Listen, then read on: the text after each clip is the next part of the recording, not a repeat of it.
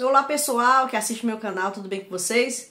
Sejam todos muito bem-vindos ao nosso canal, meu nome é Alba, você está no canal há pouco tempo e essa playlist é uma apresentação, uma introdução dos livros da Bíblia, porque estamos lendo toda a Bíblia este ano e chegamos no livro de Gálatas. A nossa leitura é uma leitura cronológica, então talvez você nessa playlist vai ver, ué, mas como é que ela já começou por Jó, né?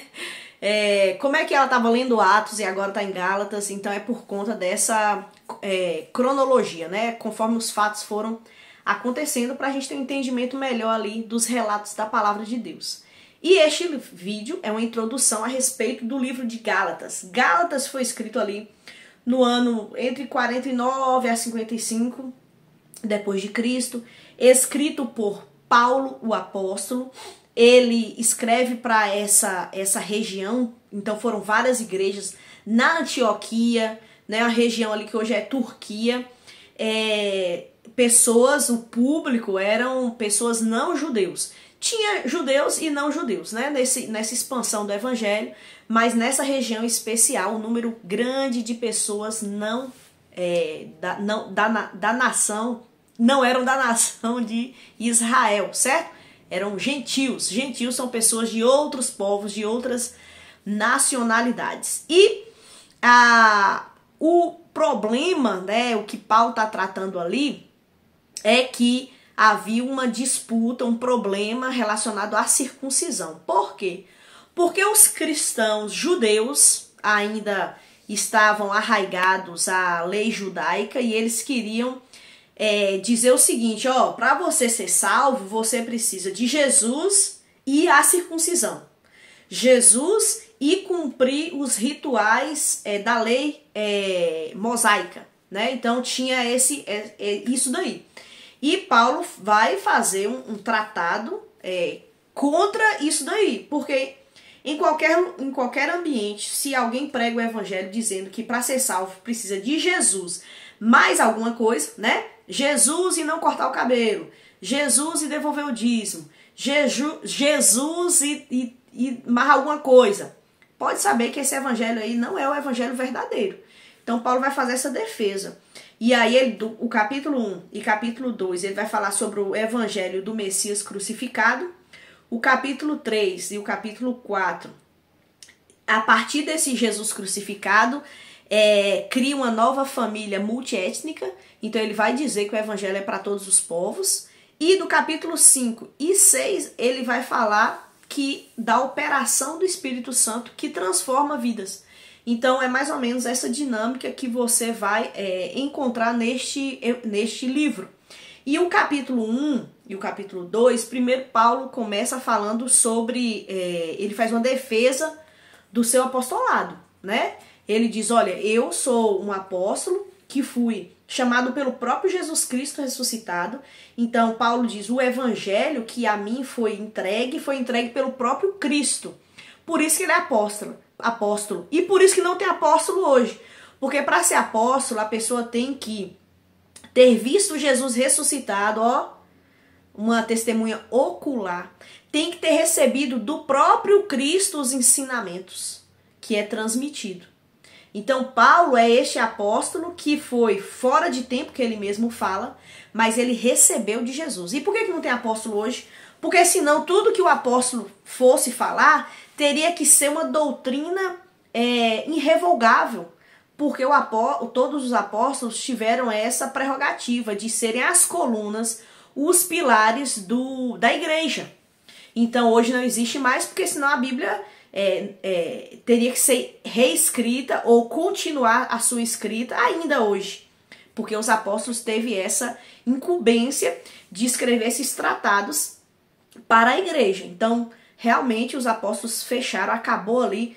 Paulo foi o último, tanto que a gente vê esses livros aí escritos, inspirados sempre pelo Espírito Santo, com a atuação aí poderosa do Senhor Jesus. Então ele faz essa defesa do seu apostolado e depois ele vai expor um problema. E aí ele vai expor a hipocrisia de Pedro, que era apóstolo, mas é interessante que a gente vê que esses homens foram usados por Deus, foram assim, ferramentas mesmo de Deus ali poderosamente, mas eram homens, pecadores, falhos. E aqui é exposto uma falha de Pedro. Por quê? Pedro, Deus mostrou para ele em Atos, você vai poder ver isso. Isso que vou te contar aqui rapidamente. Você pode ver em Atos capítulo 13, 14 e 15. Pedro, Deus o comissiona para, obviamente, pregar o evangelho. Pedro prega para os judeus, mas também para os não-judeus, como é o caso de Cornélio, que ele foi levado lá, e ele viu que o Espírito Santo foi derramado para também não-judeus. Aí Pedro está em Antioquia, essa região de pessoas não-judeus, ele está com os irmãos não-judeus, e esses irmãos não-judeus, gente, qual era a grande assim, diferença? É porque eles não eram circuncidados, como na lei de Moisés era dito. Então eles não cumpriam os ritos cerimoniais da lei de Moisés. E aí Pedro está comendo com eles, Pedro está tendo ali comunhão com eles. Aí chega um grupo de judeus que querem falar para o pessoal, olha, para vocês serem de Deus, vocês precisam cumprir o ritual da lei mosaica. Aí Pedro, quando vê esse pessoal chegando, ele finge que não conhece esses irmãos da Antioquia. Ele, tipo assim, corta a comunhão com esses irmãos para não ficar mal na fita diante dos seus amigos judeus. E aí Paulo critica ele, dizendo, olha, não é assim, não é por aí. Por quê? Porque o evangelho de Jesus está para além da lei cerimonial de Moisés. E esses irmãos de Antioquia são os nossos irmãos. Então ele expõe aí esse problema, e ele agora, a partir do capítulo 2 e 3 e tal, ele vai fazer uma defesa do evangelho, do genuíno evangelho, que nós somos justificados em Cristo e não através da lei. Então, ele começa expondo, por exemplo, a Abraão. Abraão foi justificado não pelo cumprimento da lei, mas ele foi justificado pela fé na promessa que Deus falou. Em ti serão bem-aventurados todos os povos da terra. E Paulo começa a expor que a lei foi dada por Deus, e alguém pode falar assim, então para que Deus deu a lei se a lei ninguém é justificado, e aqui nos evangelhos, né, e nas cartas, Paulo então ele vai rebater. É porque é o seguinte, a lei foi dada por Deus, talvez como dois objetivos ali, né?